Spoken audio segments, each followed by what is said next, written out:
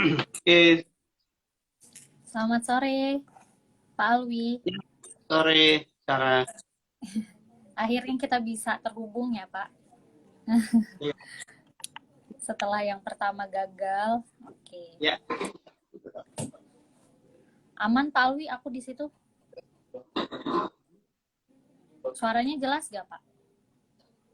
Suaranya agak putus-putus ini Sarah. Pak Alwi juga di sini buffering sih, Pak. Ya, Oke deh. Tapi ini udah jelas sih, Pak. Udah jelas. ya. Ya. Oke, kita mulai aja ya, Pak Alwi ya.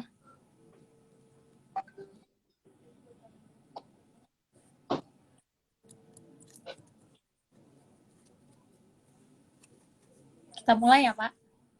Oke, Oke. siap. Oke, kita mulai ya. Oke. Sebelumnya kita sapa dulu ya, Pak ya, ke Sobat Trader. Sebelumnya selamat sore Sobat Trader, berjumpa lagi dengan saya Sarah Kartika. Kembali lagi kita di acara Market Talk kali ini, saya bersama Bapak Alwi Asegaf, salah satu research analis GK Invest. Seperti biasa nih, kita akan ngebahas kejadian pasar di minggu ini. Nah, sebelumnya, sore Pak Alwi, apa kabar Pak? Alhamdulillah sehat. Alhamdulillah Gimana sehat. Sarah kabarnya juga? Alhamdulillah sehat juga Pak. Setelah kemarin udah lulus sarjana COVID Omikron Pak.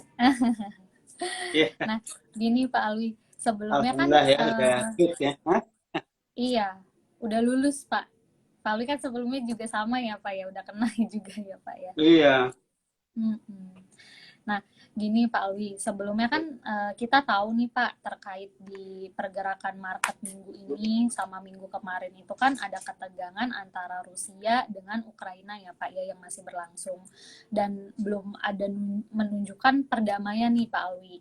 Meski ada dialog-dialog sudah dilakukan dan ketegasan ini pun ternyata berpengaruh besar nih Pak terhadap pasar keuangan ya Pak Alwi ya, terutama pergerakan harga komoditas. Nah, menurut Pak Alwi, itu gimana Pak reviewnya?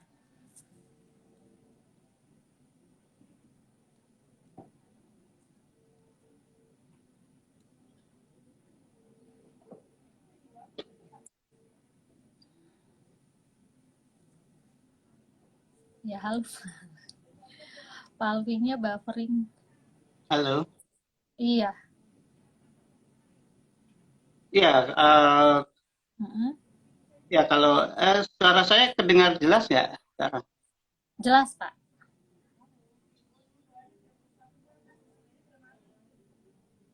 Halo, Sarah. Iya, Suaranya kedengar jelas ya? terdengar jelas kok Pak Alwi. Suara Sarah di sana gimana, Pak? Masih putus-putus. Ya, ya masih putus-putus sih.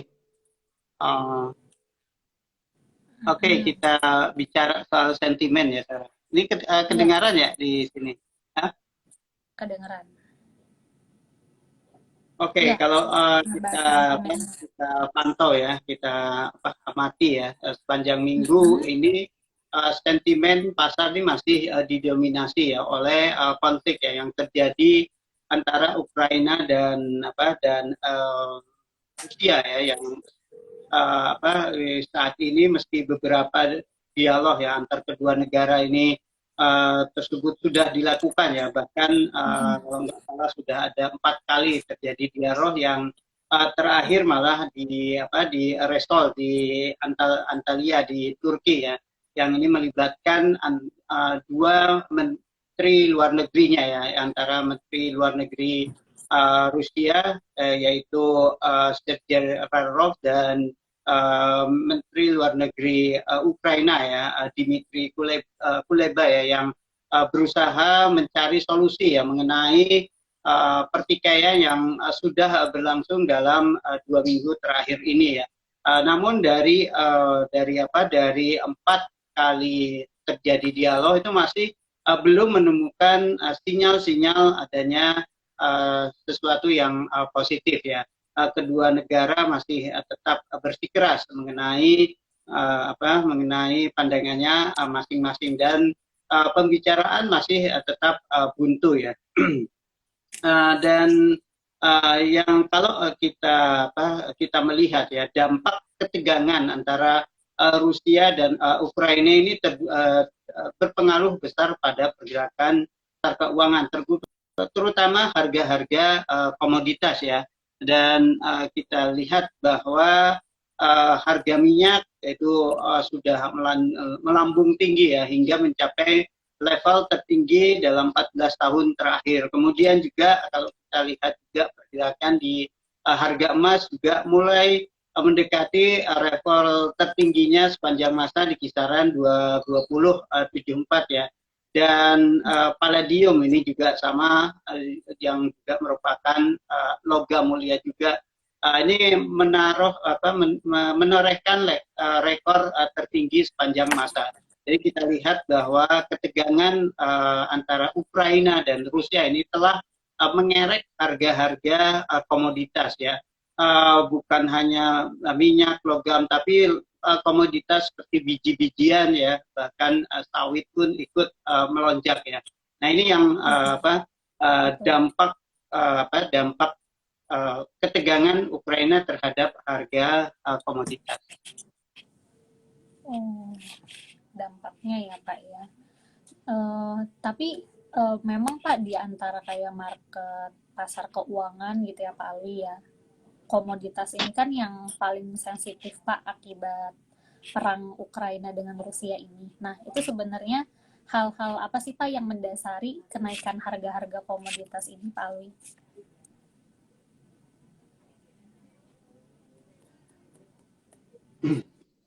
Oke. Ya, penyebab kenaikan dari harga komoditas ya, harga komoditas tersebut naik ini karena ketegangan di antara Rusia dan Rusia yang terus mengalami peningkatan ya. Jadi dikhawatirkan bahwa ketegangan tersebut bisa mengganggu pasokan ya. Gangguan pasokan ini dikhawatirkan terjadi menyusul sanksi-sanksi yang diterapkan oleh Amerika Serikat serta negara-negara Barat ya kepada Rusia, di mana salah satu sanksi ya yang kita lihat secara nyata adalah sanksi terhadap larangan impor minyak Rusia ya.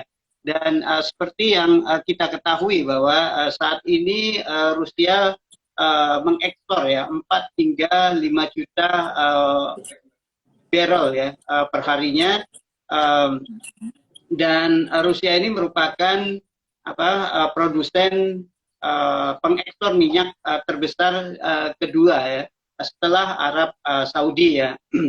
Jadi sebelum perang itu pasokan itu masih ketat ya, seperti yang sudah kita singgung sebelumnya bahwa ketika ekonomi dibuka, maka permintaan minyak itu meningkat, sementara beberapa negara masih belum mampu memproduksi minyaknya secara maksimal, dan ini yang menjadikan pasokan tetap ketat di pasar. Nah, dengan adanya sanksi Barat ya terhadap Rusia, itu pasokan itu akan semakin ketat ya.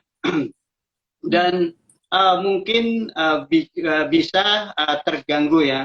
Hal ini yang kemudian mengangkat harga minyak naik ya. Bahkan minyak Brent itu sempat naik ke level $139 ya per barrel ya. Ini merupakan level tertinggi dalam 14 tahun ya. Kemudian ada juga pernyataan dari Presiden Rusia ya, Vladimir Putin ya, yang mengatakan ya bahwa sanksi Barat itu yang diterapkan kepada Rusia itu bisa mengerek harga minyak ya, mengerek harga minyak itu sampai ke $300 per barrel ya. Kemudian kita lihat juga bahwa selain minyak, Rusia juga mengekspor ya beberapa komoditas lainnya ya, seperti emas, dan yang paling banyak ya atau paling besar jumlah ekspor komoditas Rusia adalah palladium ya. Palladium juga ini merupakan logam mulia yang biasa digunakan ya sebagai bahan baku buat pembuatan mobil dan aksesoris lainnya ya. Dan harga palladium juga meroket ya hingga mencapai level tertinggi sepanjang masa. Jadi kenaikan minyak kemudian disusul logam mulia itu telah menyeret harga komoditas-komoditas lainnya ya, sehingga menyebabkan harga komoditas dunia saat ini mulai mengalami kenaikan. Oke, jadi memang ternyata nggak cuma di minyak sama emas aja gitu ya Pak ya komoditas yang mengalami kenaikan, ternyata bahkan palladium mencapai level tertinggi sepanjang masanya ya Pak ya. Soalnya kan kalau di yang komoditas kan memang pilihannya banyak ya Pak ya. Bahkan batu bara pun ternyata ikut naik gitu ya Pak Alwi ya. Jadi hampir rata-rata. Iya, betul. Betul, jadi hampir rata-rata memang komoditas itu lagi ke level all time high-nya. Nah, tapi kan gini Pak, kalau minyak maksudnya ya, kalau Sarah lihat kan mingguannya harga minyak itu mulai berbalik turun. Nah, itu penyebabnya apa sih Pak Alwi? Ya, mungkin banyak ya para trader mungkin saat ini bisa dikatakan gundah ya dengan pergerakan minyak yang begitu liar ya. Tadinya pasar berekspektasi bahwa harga minyak bisa terus menguat ya. Benar. Menguat ya karena ketegangan Rusia dan Ukraina ini yang juga melibatkan negara-negara Barat juga turut campur tangan dalam ketegangan tersebut ya. Namun kemudian harga minyak terkoreksi ya terutama di hari Rabu itu mencatat penurunan terbesar ya dalam sejak April 2020. Jadi ada beberapa faktor ya yang menyebab koreksi harga minyak. Jadi yang pertama saat ini trader ya mulai mengatakan bahwa kekhawatiran gangguan pasokan itu sudah berlebihan. Artinya ini ya pasar menimbang-nimbang lagi ya mengenai gangguan pasokan tersebut ya. Sebagian lagi pasar mengabaikan mengenai gangguan tersebut. Tapi ada lagi yang menjadi pemicu penurunan harga minyak, yaitu penerataan dari Uni Emirat Arab ya, di mana Uni Emirat Arab ini merupakan produsen minyak terbesar kedua ya di bawah Saudi dalam OPEC ya. Dia mengatakan bahwa pihaknya atau Uni Emirat Arab ini siap untuk mendukung peningkatan produksi ke pasar ya yang memberatkan karena gangguan pasokan yang disebabkan oleh sanksi Barat yang dikenakan oleh Rusia setelah menginvasi Ukraina. Nah ini ada tindakan dari Uni Emirat Arab ya untuk mendesak OPEC ya agar meningkatkan produksinya ya yang saat ini OPEC tetap OPEC dan produsen minyak lainnya bersikukuh untuk tetap mempertahankan produksi di 400.000 barrel per hari. Tapi Uni Emirat Arab siap meningkatkan pasokan tersebut. Nah ini yang kemudian membuat harga minyak terkoreksi. Selain itu juga ada beberapa ancaman ya dari negara-negara konsumen minyak ya seperti Jepang ya yang mengatakan bahwa pihaknya akan mulai melepaskan cadangan minyak ya dari cadangan strategis mereka atau SPR ya strategik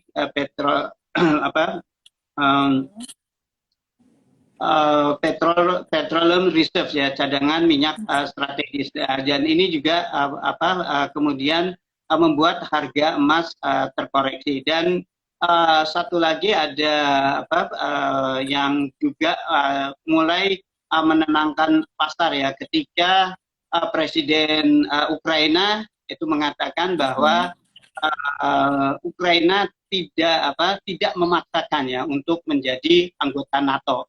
Nah, ini sebetulnya yang dicari-cari oleh yang diharapkan oleh pasar ya.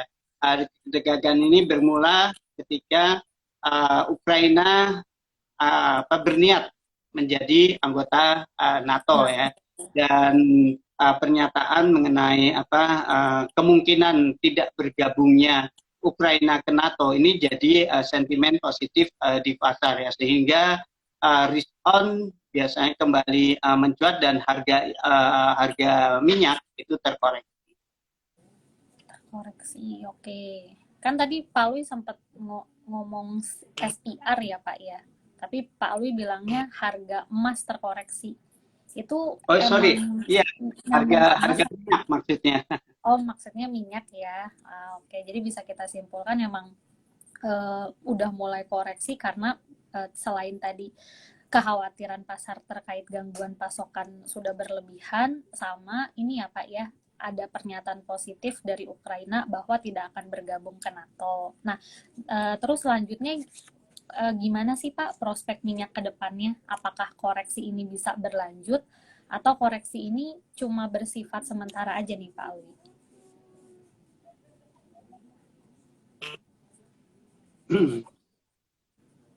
Oke. Ya, kalau kita amati ya bahwa pergerakan harga minyak ini tergantung dari perkembangan mengenai ketegangan di Ukraina ya.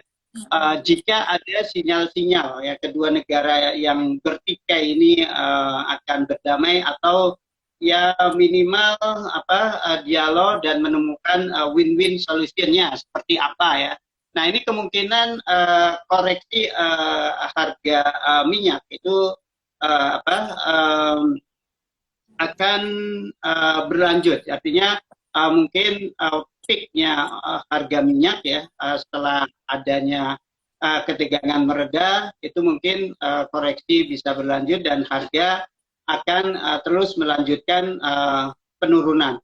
Namun selama ketegangan ini masih ada, itu ada kekhawatiran bahwa pasokan masih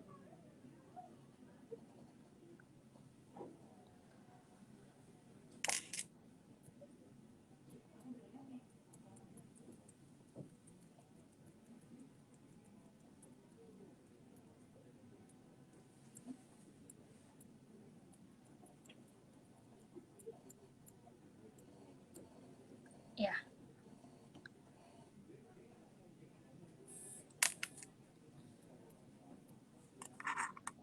Halo Pak Alwi. Halo. Oh iya. Ya. Oke, berarti memang pergerakan harga minyak ini tergantung sama perkembangan ini ya Pak, ketegangan antara Ukraina lah ya, intinya gitu ya Pak Alwi ya. Nah, itu kan minyak nih Pak, sesama komoditasnya coba kita sedikit lirik ke emas gitu ya Pak Alwi ya. Soalnya kan emas ini pergerakannya kurang lebih hampir sama nih Pak dengan minyak. Namun kalau Sarah lihat, emas kan memang masih mampu mencatat penguatannya di minggu ini nih Pak Alwi. Nah, itu bisa dijelaskan Pak Alwi? Ya, kalau kita lihat memang minggu ini emas ya berhasil menguji kembali level tertinggi sepanjang masanya ya di kisaran 2070-an ya. Dan ini sebagian didukung oleh permintaan safe haven ya di tengah ketegangan yang terjadi antara Ukraina dan Rusia ya. Jadi memang konflik di Ukraina ini berdampak ya atau meningkatkan permintaan terhadap aset-aset safe haven.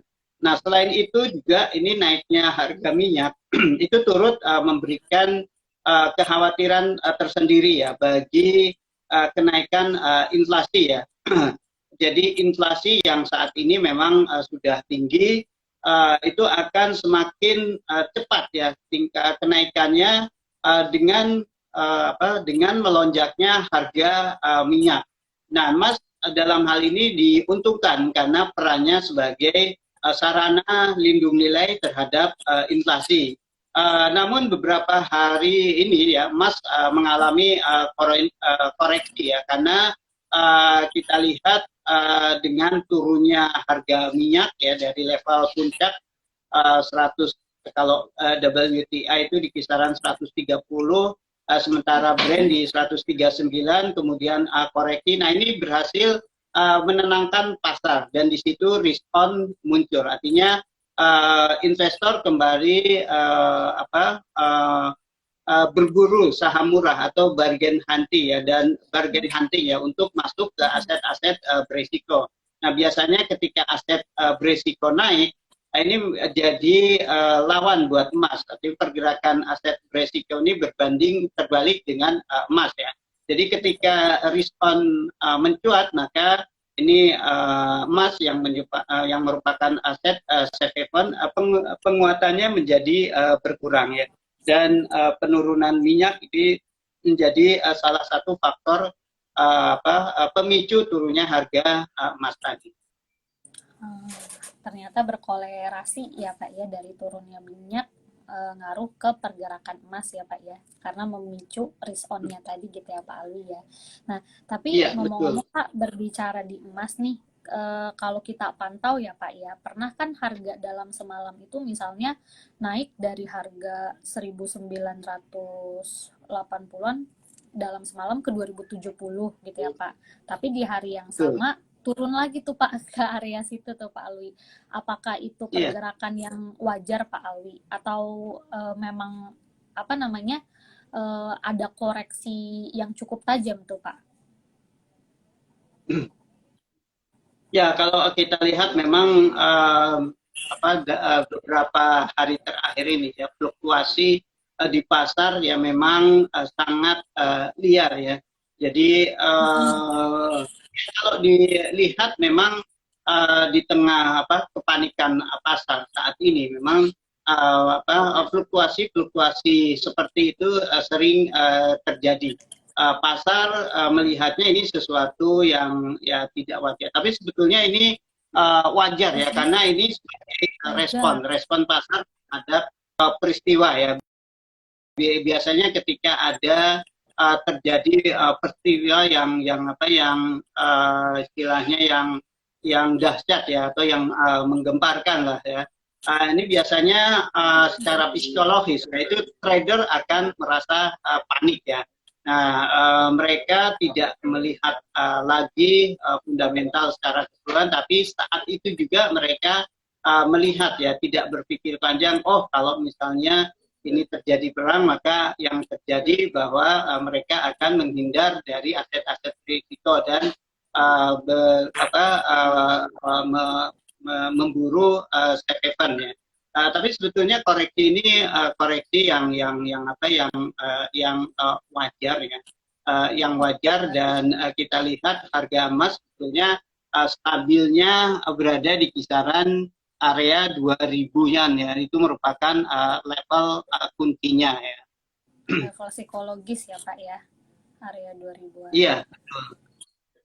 Oh, oke. Jadi itu ternyata hal yang wajar ya Pak ya. Mungkin bagi trader yang pemula ya, mungkin yang kemarin sempat ikut pergerakan, mungkin cukup kaget ya Pak ya, kalau belum biasa gitu buat pemula gitu ya Pak Alwi. Iya, kaget. Makanya itu harus sebagai antisipasi ya. Kalau trader tuh sebenarnya risk management tuh di sana ya. Ada stop loss tuh ya, menghindari pergerakan liar yang seperti itu. Oke. Nah, tadi kan Pak Alwi sempat nyinggung masalah inflasi juga nih Pak. Nah, menurut Pak Alwi kan kalau kita lihat data inflasi CPI Pak, kan mengalami kenaikan tuh Pak. Apakah ini akan berpengaruh banyak Pak ke emas? Karena kan kalau kita lihat semalam, ternyata yang ngaruh banyak itu adalah di pergerakan mata uang Pak, di forex-nya gitu, dibanding emas yang cenderungnya ranging gitu loh Pak Alwi.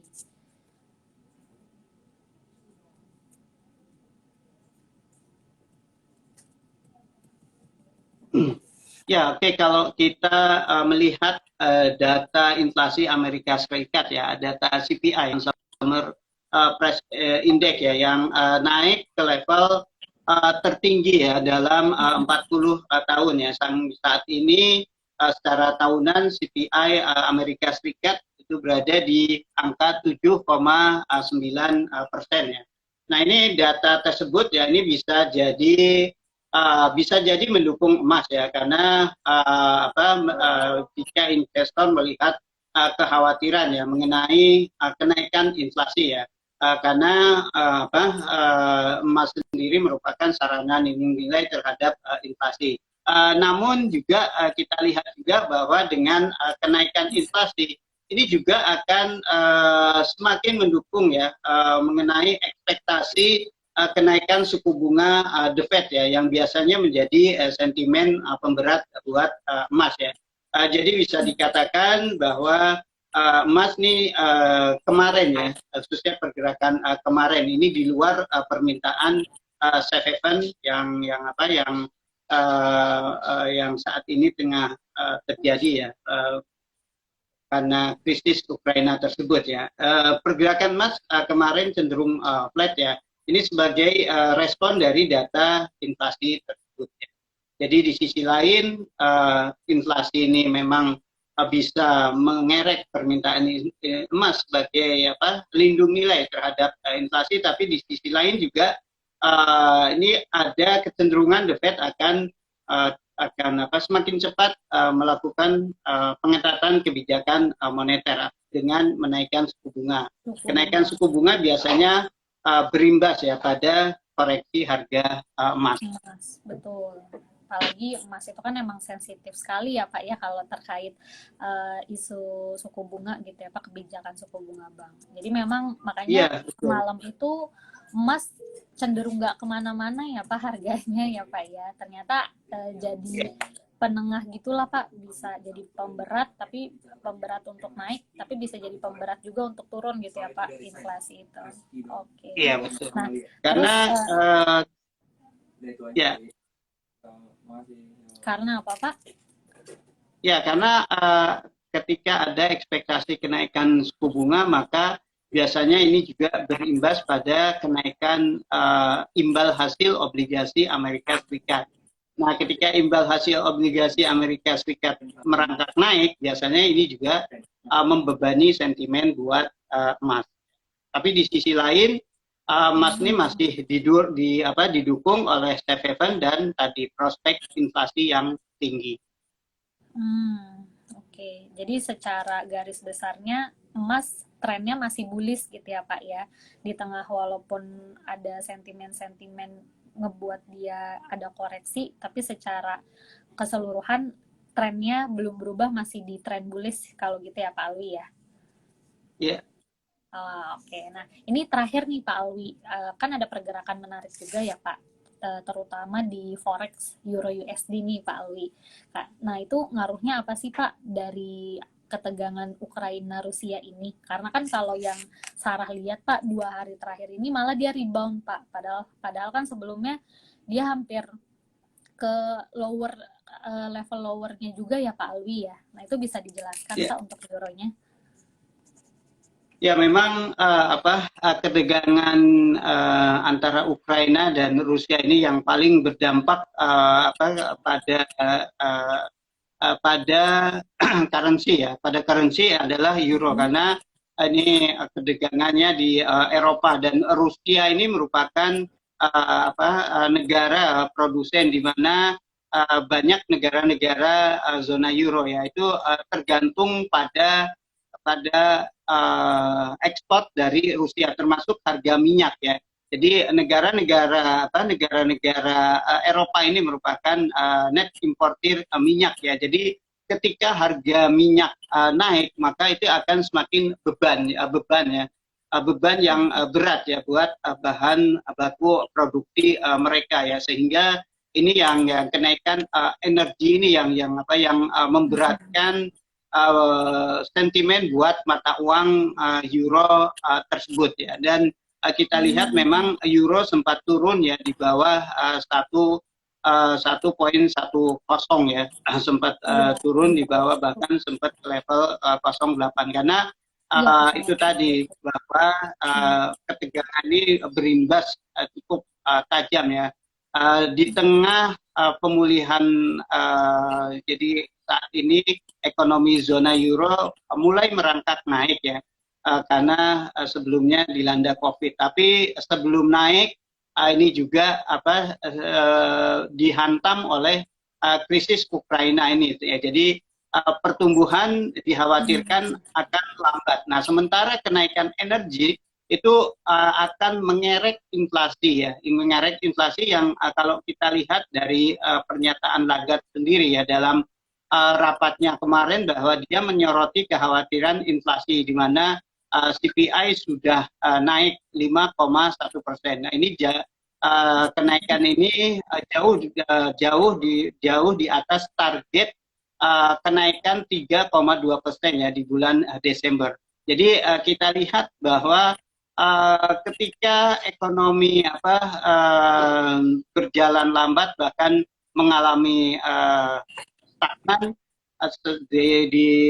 sementara inflasi tinggi, nah yang dikhawatirkan adalah stagflasi.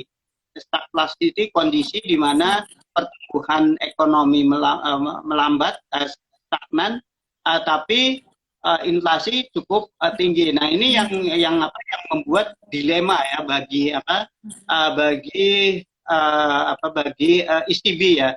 Di satu sisi mereka harus meredam kenaikan inflasi ini dengan segera mulai mengetatkan moneternya. Tapi dengan kondisi ekonomi zona euro yang masih belum pulih sepenuhnya, ini pengetatan kemungkinan tidak bisa dilakukan secara agresif. Dan ini yang kalau kita lihat perbedaan kebijakan ya, ECB dengan bank-bank sentral lain yang sudah mulai hawkish, tapi ECB itu masih cenderung dovish ya, meskipun kemarin tuh ada pernyataan dari Lagarde ya, Lagarde dalam ECB meeting ya, kebetulan kemarin itu ada ECB meeting, mengatakan bahwa pihaknya akan mengakhiri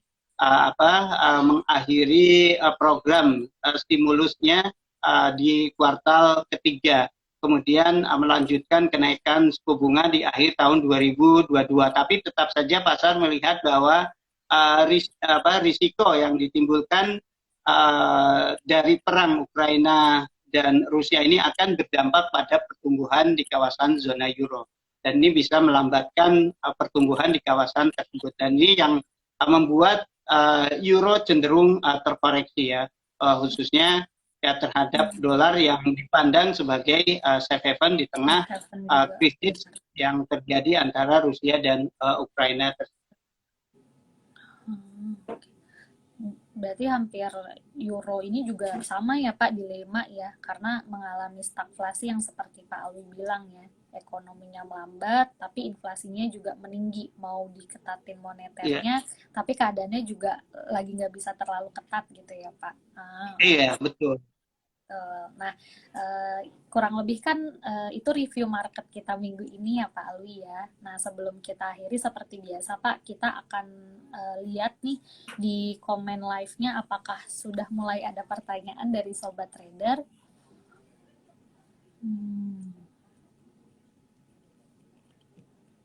Oke, di situ Pak Alwi lihat ada pertanyaan nggak Pak? Belum kelihatan ya, saya scroll. Belum ya Pak, belum ada pertanyaan nih Pak Alwi. Oke. Berarti kurang lebihnya mungkin Sobat Trader udah pada aware sama market sih Pak kayaknya nih, karena belum ada pertanyaan lagi. Atau lagi sibuk lihat candle-nya nih Pak Alwi gitu. Ya, lihat harga minyak apakah bisa meroket lagi gitu ya. Tapi kalau kita lihat pergerakan hari ini cenderung stagnan ya, cenderung kalem ya kalau kita bandingkan Kalem, Pak. dengan Memang kalau pergerakan satu dua hari ke belakang. Karena mungkin mau penutupan mingguan kayaknya ya Pak Alwi ya, cenderung mungkin Iya. dari hari Kamis kemarin udah pada Ya, dan ngamanin juga Pak lihat ya, udah keuangan. profit. Betul, oke.